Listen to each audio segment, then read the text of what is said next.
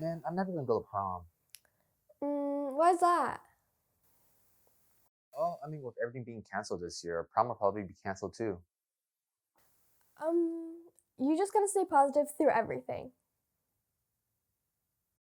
I guess. I mean, is it too early to start looking for a suit? Well, yes. And no. Since you might change your style later, but at the same time, a well-fitted suit can last you a lifetime. Well, at least according to my dad. Well, that doesn't really help. Hey, pull yourself together. Prom will be happening. And so will this show.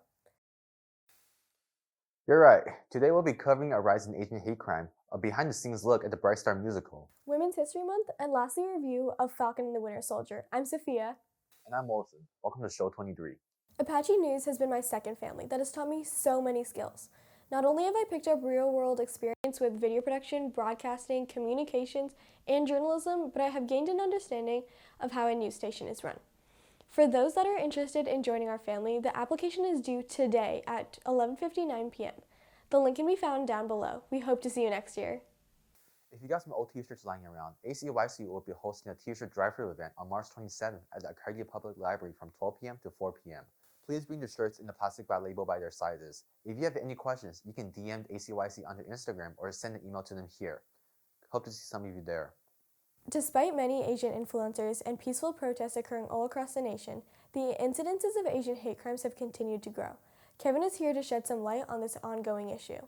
The rise in Asian hate crimes has only gotten worse over the past few weeks, and it does not seem like there is any sign of stopping. The Asian American community is trying their best to speak out, but are still having trouble getting the full support from some communities.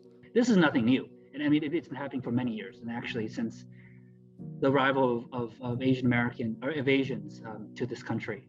On March 16th, a shooting occurred at an Asian-based massage parlor in Atlanta, Georgia, that took the lives of 8 people, in which 6 of them were of Asian descent. The Asian community is outraged at the Florida police for failing to recognize the case as a racially fueled attack, instead saying it was motivated by sexual addiction and that the shooter just had a bad day.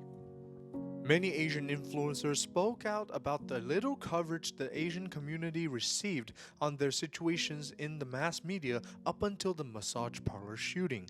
A lot others took action in the form of peaceful protests.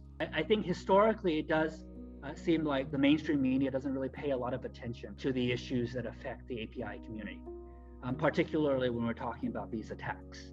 For instance, a protest was held in New York this week in order to stand up against Asian hatred.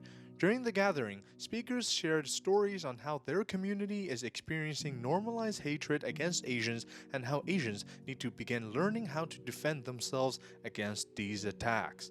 We must stand up together as a community against these normalized hatreds and acts of racism. This has been Kevin.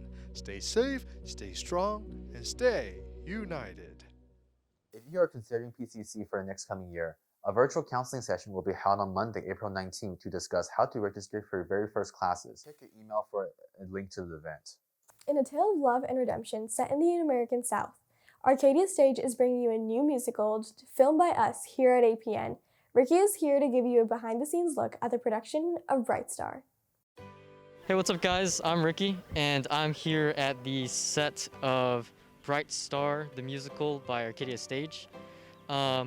Here, APN is working with Bright Star and all the actors and everyone else to record the play and give it to you guys. Filming Bright Star was a long process, consisting of long nights of shooting in the blistering cold, and actors, cameramen, stage crew, and directors alike were all challenged by making this year's first in-person production.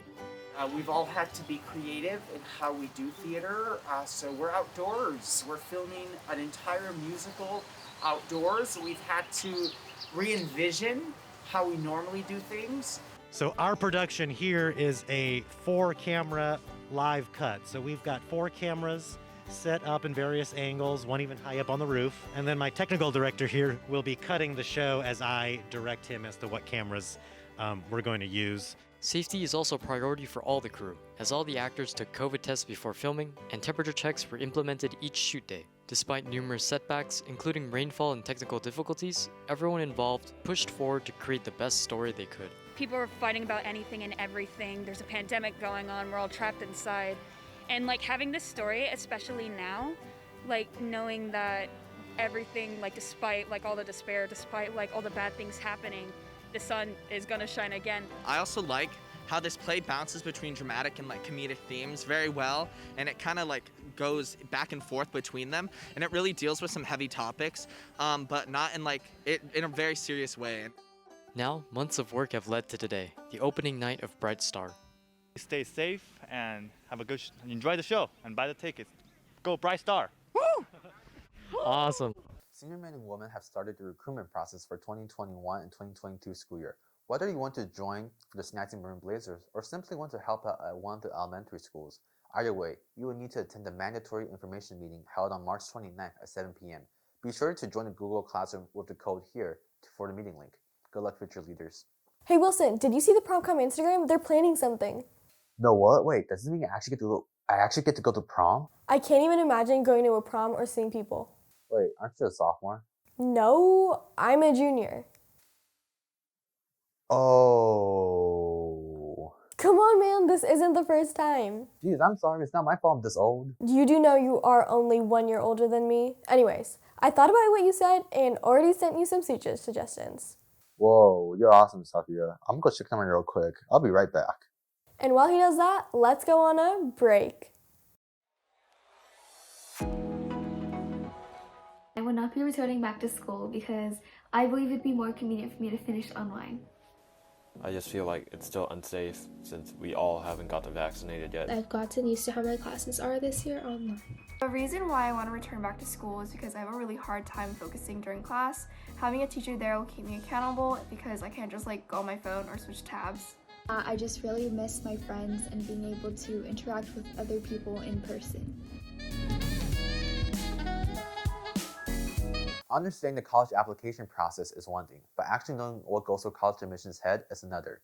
Join Arcadia High counselors and Ms. Scheidel from the University of Chicago on March 31st from 6 to 7 p.m. for a mock vision event where you get to be admission counselors for the evening. The meeting link will be emailed to you the morning of the event. See you there, Apaches. In part 1 of our Women Histories Month story, we discussed how this celebration came to be. In our second installment of the series, Felix sits down to chat with some of the important women that have made significant impacts on our very own school. While Women's History Month is remembered for its impact on the world, it's important to appreciate those female models in our school and community. In today's episode, we'll highlight our high school principal, Ms. Stillman, and assistant principal, Ms. Liu. First, let's meet our principal, Ms. Stillman. Ms. Stillman started her teaching career in Poland and Italy. She later came back and taught social science in Norco High School for 6 years. She served as assistant principal to both Foothills Middle School and Acadia High, as well as being the principal of Crittenden Middle School. Ms. Stillman always describes Acadia High School as a place that has become her second home. In both of these roles, it's really about taking me, myself, out of the equation and just serving my students, serving my teachers, serving my parents. You know, it's really not about me. It's about how I can help everyone here achieve their goals and take that next step beyond high school. Next up, let's meet our assistant principal, Ms. Liu. Ms. Liu started as a special education teacher in Corona Norco Unified School District. In 2017, she traveled to the Middle East where she worked with the Palestinian Ministry of Education on special education issues. She later came back to the US to continue teaching. The district described her as a phenomenal person with balanced energy and optimism who cares deeply about children. We're all different and unique, and it's really important to me that I help work in a place that provides programs and support and opportunity for all students to pursue their best self. Thank you, Ms. Stillman and Ms. Liu, for your support, your care, and your leadership in our school community. Women's History Month will continue to inspire future generations. This has been Felix, back to the anchors. For all qualified CSF members, not me, your $5 membership fee for the fall of 2020 is due today. You can find the link to the ASB store here. And while you're paying, make sure to double check that your name is spelled correctly. Don't forget, Apaches. Last week, we were given some exciting superhero content, as both DC and Marvel released long-awaited movies and TV shows. the first episode of Falcon and the Winter Soldier, and the director's cut of Justice League. Jacob and Harrison are here to let you know if any of them are worth watching. It was a wild few days last week as superhero fans got what they'd been patiently waiting for. Zack Snyder released his cut of Justice League on HBO Max, which was originally released back in 2017, and the second Marvel TV show, Falcon and the Winter Soldier, finally hit Disney+. Tharun, let's review. Can't wait, Jacob. It's been a while since I've done a movie review. Wait, where's Tharun? Probably watching Justice League for the 5th time.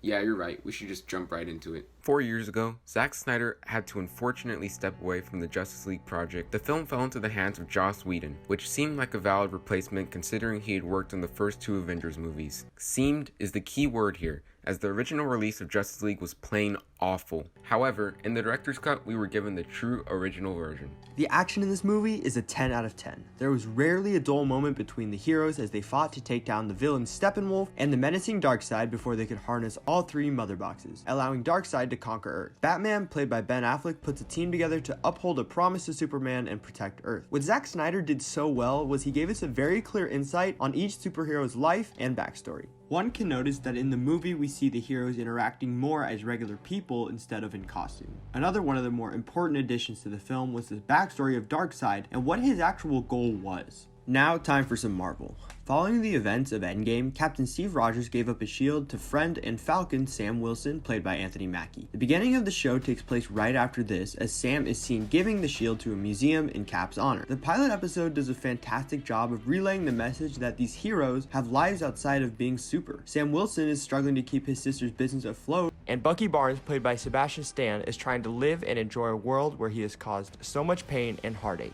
As was the case for WandaVision, there isn't a clear villain quite yet, but we see glimpses of a group called Flag Smashers who believed the world was better when half the population was gone. The first episode of The Falcon and the Winter Soldier was an exciting start for this new series, and it ends with a surprise almost no one saw coming. For now, this has been Jacob and Harrison, reporting for APN. If you haven't caught up with the latest episodes of APN's Waveform, you better do that fast because the new chapter will be coming out today at 3 p.m. Lauren Sun will be returning from a long hiatus to sit down with Clara Montenegro, Ian Sutcliffe, and Harrison Meyers to discuss how they feel as school sports returned. Hey Wilson, you know you were the first person I ever met when I moved to Arcadia? I still have a hard time believing that. Even after, like, what? 4 years? Oh, geez. Thanks for making me feel old again. For the last time, you're only 1 year older than me. Anyways, what do you think about this? Whew. So what do you think about this? Ooh, looking sharp. I see you took my suggestions. Well, thank you for that. And thank you for tuning in this week. Don't forget to check out all of our socials down below. Remember, our special April Fool's Day show will air next week on Thursday at 1 p.m. This has been Wilson. And Safia, don't forget to tune back in at 3:15 to see our very first live stream in over a year, where our very own Apache baseball team will take on Bishop Amat for a very intense game. We'll see you then, Arcadia.